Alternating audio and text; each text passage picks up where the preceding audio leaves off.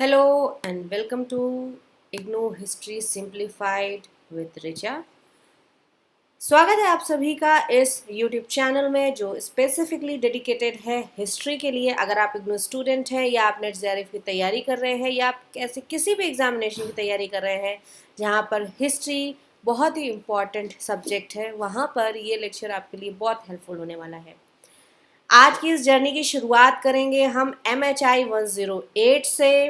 आगे बढ़ने से पहले प्लीज़ इस चैनल को लाइक शेयर एंड सब्सक्राइब कीजिए ताकि ये मोटिवेट करता रहे मुझे और बेहतर कंटेंट लाने के लिए। Please subscribe and motivate us to make more such important educational videos. तो आज हम शुरुआत करने वाले हैं MHI 108 से। ये मास्टर्स की सेकेंड ईयर की बुक है। आप जो भी इनरोल किए हुए हैं इग्नू में उन सबको ये चीज़ पता होगी। टाइटल है इन्वायरमेंटल हिस्ट्रीज ऑफ इंडियन सब कॉन्टिनेंट। अब देखिए, यहाँ पर हम तीन चीज़ों की बात करेंगे। पहला, हिस्ट्री की तो बात करेंगे ही करेंगे, लेकिन हम यहाँ पर हिस्ट्री के एक बहुत ही इम्पॉर्टेंट एस्पेक्ट की बात करेंगे। हम अभी तक हिस्ट्री को एक तरीके से पढ़ते आ रहे हैं, लेकिन आज हम एक नया अप्रोच इसमें ऐड करेंगे, वो है इन्वायरमेंट। यानी कि हिस्ट्री को इन्वायरमेंट के नज़रिए से देखेंगे कि इन्वायरमेंटल जो हिस्ट्री होती है वो क्या होती है और वो क्यों इतनी इम्पॉर्टेंट है, और उससे हमें कौन कौन सी ऐसी चीज़ें पता चलती हैं जो हिस्ट्री को और बेहतर तरीके से एक्सप्लेन करने में हमारी हेल्प करती हैं। तो इंडियन जो सब कॉन्टिनेंट है उसकी हिस्ट्री हम देखेंगे इन्वायरमेंट के पर्सपेक्टिव से। MHI 108 की थीम 1 आज डिस्कस करने जा रहे हैं, जिसका नाम है राइटिंग इन्वायरमेंटल हिस्ट्री। और आज के हमारे डिस्कशन का टॉपिक होगा unit 1, that is interdisciplinary approaches. तो सबसे पहले बात करते हैं कि इन्वायरमेंटल हिस्ट्री क्या होती है। अब देखिए, यहाँ पर आपने दो टर्मिनोलॉजीज देखी होंगी, एक है इन्वायरमेंटल हिस्ट्री, दूसरा है इंटरडिसिप्लिनरी अप्रोचेस। तो इन्हीं दो टर्म्स के बारे में हम पहले बात करेंगे। इंटरडिसिप्लिनरी क्या होती है, इसका क्या मतलब होता है, ये कौन सी अप्रोचेस होती हैं, और इन्वायरमेंटल हिस्ट्री क्या होती है। तो इंटरडिसिप्लिनरी जानने से पहले हम पता करेंगे कि इन्वायरमेंटल हिस्ट्री क्या होती है, उसके बाद फिर हम आएंगे इंटरडिसिप्लिनरी अप्रोचेस में। तो सबसे पहले हम पता करेंगे what is environmental history. Environmental history क्या होती है? जो ह्यूमन बीइंग्स हैं और जो नेचुरल इन्वायरमेंट है, यानी कि जो इंसान हैं और उनके आसपास का जो प्राकृतिक वातावरण है, उन दोनों के बीच का जो ये संबंध है, ये जो रिलेशनशिप है कि ये दोनों एक दूसरे के साथ किस तरीके से इंटरैक्ट करते हैं और इन दोनों का एक दूसरे के जीवन पर क्या प्रभाव पड़ता है ओवर द टाइम। ठीक है, इसी रिलेशनशिप को स्टडी करेंगे हम इन्वायरमेंटल हिस्ट्री में। तो हम कह सकते हैं फॉर योर एग्जाम, ये आप डेफिनेशन याद करके रख लीजिए। जब भी क्वेश्चन आए आप ये डेफिनेशन लिख देंगे, ये आपके एग्जाम में मार्क गेन करने में हेल्प करेगी। Environmental history studies the relationship between human beings and the natural environment over time. समय के साथ जो भी प्राकृतिक वातावरण है और जो ह्यूमन बीइंग्स हैं उनके बीच का ये जो संबंध है, जो ये रिलेशनशिप है, इसको स्टडी करते हैं, उसे ही बोलते हैं हम इन्वायरमेंटल हिस्ट्री। अब कुछ क्वेश्चंस हैं जिससे हम इस टॉपिक को और एक्सप्लोर करके देखते हैं। पहला ये है कि how did forest influence civilizations. ये जो जंगल हैं, ये जो सभ्यताएं हुई हैं, जैसे कि हड़प्पा की सभ्यता हुई, उसके बाद फिर महाजनपद आए, उसके बाद फिर आगे की डायनेस्टीज हुई, तो ये अलग अलग जो सिविलाइजेशंस हैं उन पे इन फॉरेस्ट का क्या इन्फ्लुएंस है। आपने देखा होगा, पढ़ा होगा कि जो भी किंगडम्स फ्लरिश हुए हैं वो या तो नदियों के किनारे हुए हैं या तो पहाड़ों के पास हुए हैं, ऐसी जगह पर हुए हैं जहां पर हमें रिच नेचुरल रिसोर्सेज मिलते हैं। तो क्या वजह है, why did certain kingdoms flourish near reverse.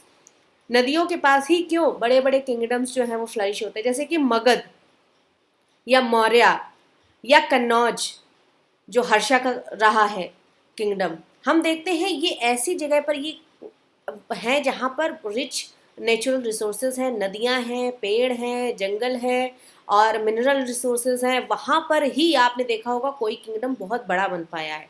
तो क्या रीज़न रहा है इसका। How did climate change after agriculture. आपको पता है, अगर हम बात करें प्री हिस्टोरिक टाइम की, पैलियोलिथिक नियोलिथिक एज की, तो जब एग्रीकल्चर नहीं था फिर एग्रीकल्चर का जब एक्सपेंशन हुआ तो एग्रीकल्चर के एक्सपेंशन के साथ साथ क्लाइमेट में क्या चेंजेस हुए, वाई फॉरेस्ट वर क्लियर्ड, जंगलों को क्यों काटा गया। अब आप अगर हिस्ट्री आपने एंशियंट हिस्ट्री और अर्ली मिडीवल पढ़ा है तो आपने देखा होगा कि कुषाण सतवाहनास के टाइम पर लैंड ग्रांट्स देना शुरू हो गए थे।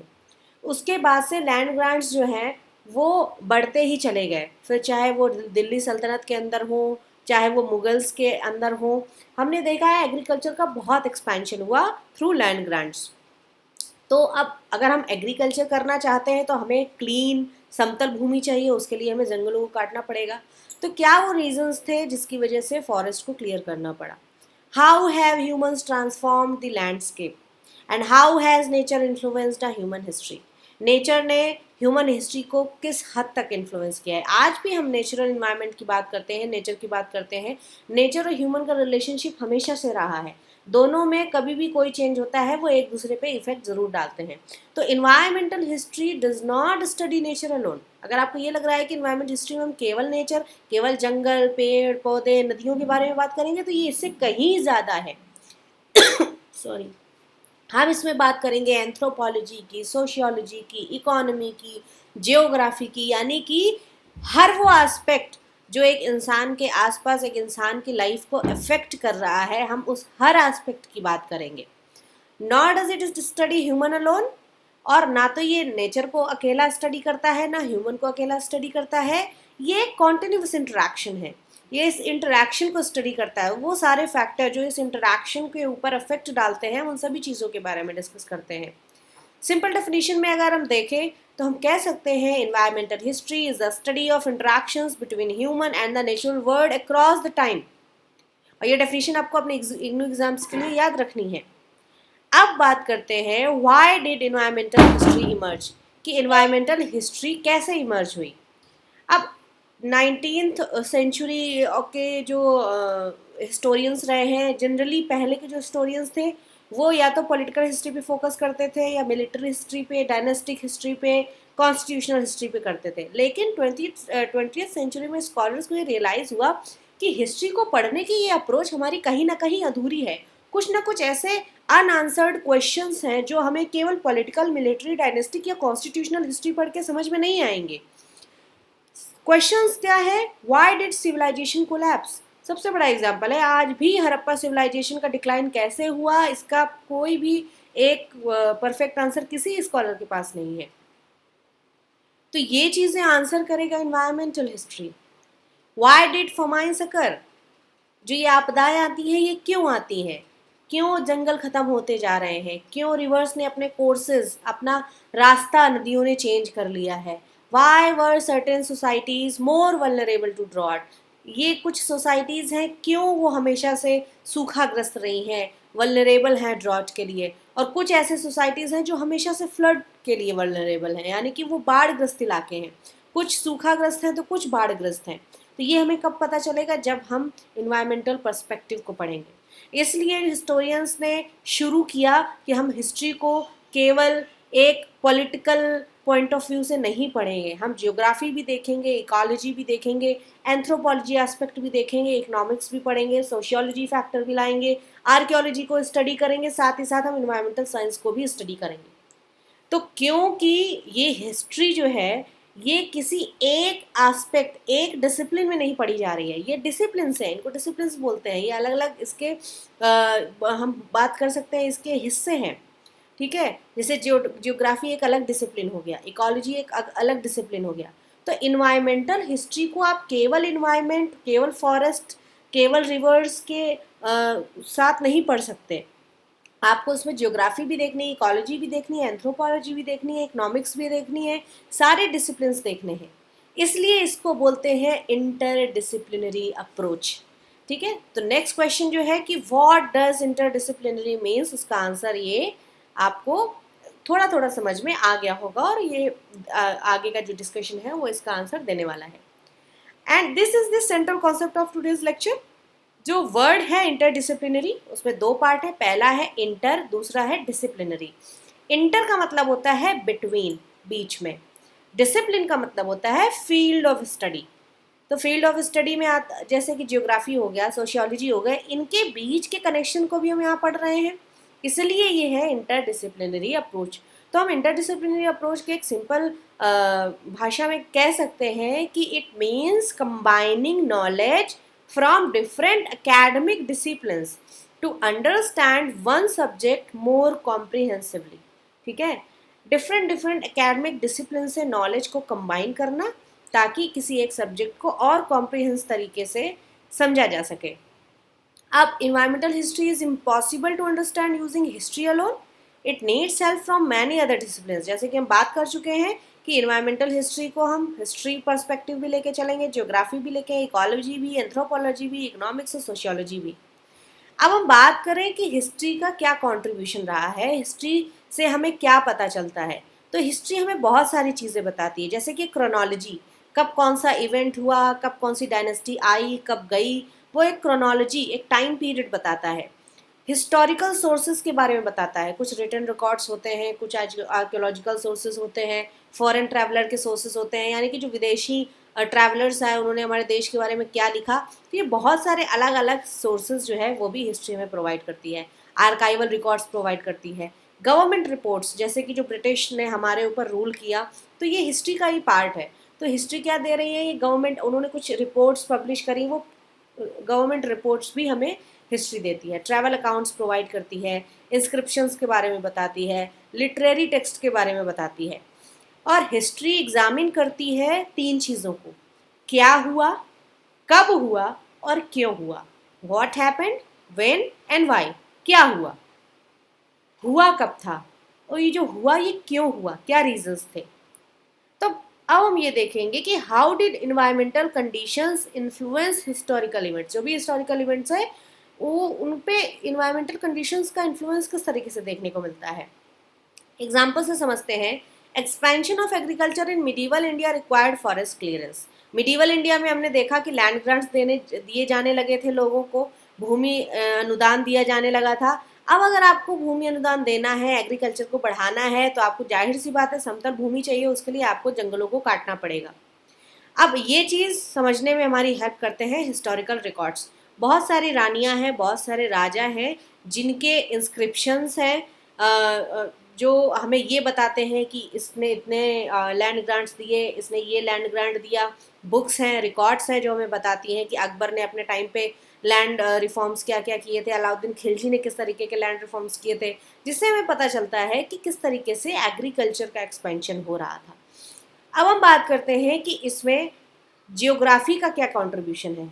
अब सबसे पहले समझते हैं कि जियोग्राफी हमें क्या बताती है। जियोग्राफी हमें लोकेशन के बारे में बताती है, क्लाइमेट के बारे में बताती है, रिलीफ एंड रिवर सिस्टम्स के बारे में बताती है, मिट्टी कैसी है, वेजिटेशन कैसा है, नेचुरल रिसोर्सेज क्या क्या है, इन सभी चीज़ों के बारे में हमें जियोग्राफी बताती है। अब हम जियोग्राफी के बिना क्या नहीं समझ, अगर जियोग्राफी नहीं होगी तो क्या हम ये समझ पाएंगे कभी कि हड़प्पा की जो सिटीज़ हैं वो रिवर्स के पास क्यों डेवलप हुई। क्या हम कभी ये समझ पाएंगे कि जो भी सेटलमेंट्स हमें मिलते हैं वो फर्टाइल प्लेन्स में क्यों मिलते हैं। क्योंकि हमें समझना पड़ेगा सॉइल को, वेजिटेशन को, नेचुरल रिसोर्सेज को, क्लाइमेट को, ताकि हम ये जान पाए किस तरीके से वो क्लाइमेटिक कंडीशंस ह्यूमन के ह्यूमन के इवोल्यूशन में हेल्पफुल थी। Why desert remain sparsely populated. क्या आपने देखा है कि रेगिस्तानों में बहुत ज़्यादा पॉपुलेशन आपको देखने को मिलती है? नहीं, पॉपुलेशन आपको देखने की मिलती है वहाँ पर जहाँ पर नदियाँ हैं, जहाँ पर प्लेन्स हैं, जहाँ पर आपके नेचुरल रिसोर्सेज हैं। फॉर एग्जाम्पल जो गंगा प्लेन, आज भी हम हिस्ट्री की बात ना करें, हम आज की बात करें, आज भी देखिए जो गंगा प्लेन जो है वो अभी भी बहुत ज़्यादा डेंसली पॉपुलेटेड एरिया माना जाता है। And it became an agricultural centre because the fertile alluvial soil. अब ज्योग्राफी हेल्प करता है हमें इन्हीं हिस्टोरिकल डेवलपमेंट को एक्सप्लेन करने में, जो हेल्प करता है वो करता है ज्योग्राफी। बात करते हैं इकोलॉजी की, तो इकोलॉजी में हम क्या पढ़ते हैं? इकोलॉजी में हम प्लांट्स के बारे में पढ़ते हैं, एनिमल्स के बारे में पढ़ते हैं, माइक्रो ऑर्गेनिजम्स के बारे में पढ़ते हैं, इन्वायरमेंट के बारे में पढ़ते हैं। अब इन्वायरमेंटल हिस्ट्री से जो इन्वायरमेंटल हिस्टोरियंस हैं वो इकोलॉजी को यूज़ करते हैं अंडरस्टैंड करने के लिए हिस्ट्री को। किस पर्सपेक्टिव से? कि फॉरेस्ट इकोसिस्टम क्या रहा होगा। भाई फॉरेस्ट में भी तो इंटरेक्शन होता है ना प्लांट्स एंड एनिमल्स के बीच में। बायोडाइवर्सिटी का क्या रोल रहा है, स्पीसीज का एक्सटेंशन कैसे हुआ, हैबिटेट डिस्ट्रक्शन कैसे हुआ, इकोलॉजिकल बैलेंस की बात करते हैं यहाँ पर। ये सारी चीज़ें यहाँ पर हम समझ पाएंगे तभी जब हम इकोलॉजी को समझेंगे। फॉर एग्जाम्पल लार्ज स्केल जो डिफॉरेस्टेशन है वो रेनफॉल के पैटर्न और बायोडाइवर्सिटी को चेंज करता है। डिफॉरेस्टेशन से बारिश का जो पैटर्न है वो भी चेंज होता है, प्लस बायोडाइवर्सिटी भी चेंज होती है। जो बहुत सारी ऐसी प्रजातियां हैं जो अब विलुप्त हो चुकी हैं और वो डिफॉरेस्टेशन की वजह से, उसका कारण कहीं ना कहीं डिफॉरेस्टेशन रहा है। और एक चीज़ याद रखना है आपको, इन्वायरमेंट हो, इकोलॉजी हो, हर एक जीव, पेड़ पौधे सब आपस में कनेक्टेड हैं। किसी एक पर भी कोई चेंज होता है तो उसका इफेक्ट हमें दूसरे पे देखने को मिलता है। और हिस्ट्री इन प्रोसेस को रिकॉर्ड करता है। इकोलॉजी ये एक्सप्लेन करता है कि इसके कॉन्सिक्वेंसेस क्या क्या हो सकते हैं। हिस्ट्री ये रिकॉर्ड करता है कि ये हुआ, इकोलॉजी एक्सप्लेन करेगा कि ये क्यों हुआ और इसके आगे क्या कॉन्सिक्वेंसेस हमें देखने को मिल सकते हैं। अब हम बात करेंगे एक अलग डिसिप्लिन की, वो है एंथ्रोपोलॉजी, जिसमें हम ह्यूमन के बारे में जानते हैं, ह्यूमन सोसाइटीज़, उनके कल्चर के बारे में स्टडी करते हैं, वो है एंथ्रोपोलॉजी। अब जब हम ह्यूमन सोसाइटीज़ के बारे में पढ़ेंगे तभी तो हमें पता चलेगा ना, ट्राइबल्स के बारे में हम पता कर पाएंगे कि ट्राइबल्स जो हैं वो फॉरेस्ट को कैसे यूज़ करती हैं, जो इंडिजिनस पीपल्स हैं वो बायोडाइवर्सिटी को कैसे कंजर्व करते हैं, जो भी ट्रेडिशनल नॉलेज है वो कैसे है लोगों के पास में। आज भी बहुत सारे ट्राइबल हैं, पॉपुलेशन है जो ट्रेडिशनल नॉलेज को संभाल कर रखे हुए हैं और उनके पास वो पुरानी ट्रेडिशनल नॉलेज है जो आज अभी हम लोगों के पास में नहीं है, तो वो उसको संभाले हुए हैं। What traditional knowledge exist regarding natural resources, ठीक है। अब for example many tribal communities have protected sacred groves for centuries, वो सदियों से इसको प्रोटेक्ट करके आ रहे हैं। कुछ कल्चरल प्रैक्टिसेस हैं जो एंथ्रोपोलॉजी एक्सप्लेन करता है कि कुछ ट्राइबल्स हैं वो कुछ कल्चरल प्रैक्टिसेस फॉलो करती हैं, क्यों फॉलो कर रही हैं, कब से फॉलो करते आ रही हैं। हिस्ट्री एक्सप्लेन करता है इनके इवोल्यूशन को। बात करते हैं इकोनॉमिक्स की। इकोनॉमिक्स स्टडी करता है प्रोडक्शन एंड रिसोर्सेज, कितना प्रोडक्शन हुआ, क्या रिसोर्सेज हुए, कैसे हमने उनका यूज़ किया। तो इन्वायरमेंटल हिस्टोरियंस जो होते हैं वो कुछ क्वेश्चंस पूछते हैं, बोलते हैं why were the forest commercialised, जो जंगल है उनका कमर्शियलाइजेशन क्यों हुआ। Why did colonial government exploit timber, लकड़ी का इतना एक्सप्लॉइटेशन जो ब्रिटिशर्स थे उन्होंने क्यों किया। And why did industries expand, ये इंडस्ट्रीज इतना क्यों एक्सपैंड करती हैं। Why were natural resources extracted, ये नेचुरल रिसोर्सेज क्यों एक्सट्रैक्ट किए जा रहे हैं। इन सभी क्वेश्चंस का आंसर हमें मिलता है इकोनॉमिक्स पढ़ने से। अगर हम बात करें फॉर एग्जांपल, अगर हम समझें तो ब्रिटिश कॉलोनियल जो रूल है उसने इनकरेज किया कमर्शियल फॉरेस्ट्री, ताकि वो अपने railway and ship building needs को प्रमोट कर सकें। और इकोनॉमी जो है वो हमें इन्हीं पॉलिसीज़ को एक्सप्लेन करने में हेल्प करती है, ठीक है। इकोनॉमिक्स तो, जो हिस्ट्री तो हमें ये बताता है कि ब्रिटिशर्स ने ये किया, लेकिन जब इसका इकोनॉमिक पर्सपेक्टिव पढ़ते हैं तो एक वो हम तब हमें ये पता चलता है कि क्यों किया ब्रिटिशर्स ने ऐसा, क्या उनकी इकोनॉमिक नीड्स रही होंगी जिससे उन्होंने इस तरीके के डिसीजंस लिए। कंट्रीब्यूशन ऑफ सोशियोलॉजी की बात करें तो सोशियोलॉजी जैसा कि नाम है सोसाइटी की स्टडी करती है। अब सोसाइटी में क्या होता है, इनइक्वालिटी रहती है, कम्युनिटी की बात करते हैं, रिसोर्सेज की बात करते हैं। तो ये सोशियोलॉजी जो डिसिप्लिन है ये हमें एक्सप्लेन करता है सोशल इनइक्वालिटीज़ को, रिसोर्स किस तरीके से डिस्ट्रीब्यूट हो रहा है उसके बारे में, कम्युनिटी का पार्टिसिपेशन कैसा है, इन्वायरमेंटल मूवमेंट्स, जैसे कि हम चिपको मूवमेंट की अगर बात करें, बहुत फेमस मूवमेंट है। It can not be understood through political history, केवल हम पॉलिटिकल हिस्ट्री से उसको अंडरस्टैंड नहीं कर सकते, हमें सोशियोलॉजी समझनी पड़ेगी, हमें लोगों की मानसिकता समझनी पड़ेगी। ये चिपको मूवमेंट क्या था, क्यों हुआ, क्या इसका रीजन था और क्या इसके कॉन्सिक्वेंसेस थे। तो ये जो एक कॉन्ट्रीब्यूशन है वो सोशियोलॉजी का है। It also requires sociology because it involve community participation and social action. यहाँ सोशल एक्शन की बात कर रहे हैं, कम्युनिटी पार्टिसिपेशन की बात कर रहे हैं, तो यहाँ पर सोशियोलॉजी का पर्सपेक्टिव आ जाता है। आर्कियोलॉजी की बात करें तो आर्कियोलॉजिस्ट क्या प्रोवाइड करते हैं, एविडेंसेस, जैसे कि एक्सकेवेशंस होते हैं, उनमें हमें बहुत सारी चीज़ें मिलती हैं, एनिमल बोन्स हुए, प्लांट रिमेन्स हुए, सीड्स हुए, पॉलन ग्रेन्स, पॉटरी, सेटलमेंट का पैटर्न, ये सारी चीज़ें जो हैं वो हमें आर्कियोलॉजी प्रोवाइड करती है। और ये जो मटेरियल्स हमें मिलते हैं वो हमें ये बताते हैं कि क्या कैसा पास्ट इन्वायरमेंट रहा होगा। भाई ये सब चीज़ें जो प्लांट्स हैं वो हम बताइए, भाई प्लांट्स के जो सीड्स मिले हैं वो हमें क्या बताते हैं, हमें ये आइडिया देते हैं कि उस जिस भी टाइम की हम बात कर रहे हैं उस टाइम पे किस तरीके के प्लांट्स जो हैं वो रहे होंगे, लोग किस तरीके से यूज़ करते होंगे, कौन कौन सी चीज़ें उनके रोज़मर्रा की ज़िंदगी में होंगी। ये सारी चीज़ों को हमें पता चलता है आर्कियोलॉजिकल जो फाइंडिंग्स हैं उनसे, ठीक है। अब एनिमल बोन्स जो हैं वो रिवील करती हैं डाइट एंड डोमेस्टिकेशन। बोन से हमें ये पता चलता है कि उनकी डाइट क्या रही होगी, उनका डोमेस्टिकेशन कैसे हुआ, ये सारी चीज़ें। अब इन्वायरमेंटल साइंस का क्या कंट्रीब्यूशन रहा है। Environmental science contribute scientific methods such as climate reconstruction, remote sensing, satellite image, मतलब यहाँ साइंस का कॉन्सेप्ट आ जाता है, ठीक है। यहाँ हम साइंटिफिक जो हमारा एक तरीका है वो हम ऐड करते हैं हिस्टोरिकल जो भी हैपनिंग्स हुई हैं उनको इंटरप्रेट करने के लिए। Why is disciplinary approach important, क्यों इम्पॉर्टेंट है। अब एक चीज़ आप याद रखिए कि अगर आप फॉरेस्ट को केवल हिस्ट्री के थ्रू, मतलब केवल आप फैक्ट्स के थ्रू फॉरेस्ट को समझने की कोशिश करेंगे तो आपको केवल ये पता चल पाएगा कि हाँ ये चीज़ थी, ये चीज़ें थी, लेकिन क्यों थी, कैसे थी, कहाँ थी, क्या उनका आपस में रिलेशनशिप था, ये हम कभी नहीं जान पाएंगे। इसलिए हमें अलग अलग डिसिप्लिन्स को पढ़ना ज़रूरी हो जाता है ताकि हम ये जान सकें कि कौन सी स्पीसीज़ कहाँ रहती थी, बायोडाइवर्सिटी का डिक्लाइन क्यों हुआ, रेनफॉल का पैटर्न क्यों चेंज हुआ, लोकल कम्युनिटीज़ कैसे अपना सर्वाइवल करती थी, कमर्शियल जो एक्सप्लॉयटेशन होता आ रहा है उससे इकोलॉजी पे क्या इफ़ेक्ट है। ये सारी चीज़ें हमें तभी पता चल पाएंगी जब हम अलग अलग डिसिप्लिन्स को स्टडी करेंगे एक साथ और इनको कोलैबोरेट करेंगे ताकि हम एक लार्जर पिक्चर जो है उसको समझ पाएँ। अब हम बात करेंगे कुछ इंपॉर्टेंट चीज़ों की कि इन्वायरमेंटल हिस्ट्री में जो मेजर टेक अवेज हैं कि हमने क्या क्या सीखा। तो ये स्टडी करता है interaction between human and nature, ये इंटरडिसिप्लिनरी है यानी कि बहुत सारे एस्पेक्ट को लेकर हम एक साथ चलते हैं। ये history, geography, ecology, anthropology, sociology, economics, archaeology, environmental sciences, इन सब को कंबाइन करता है और एक होलिस्टिक अंडरस्टैंडिंग प्रोवाइड करता है पास्ट के बारे में। अब बात करते हैं हम कुछ क्वेश्चंस की। Explain environmental history.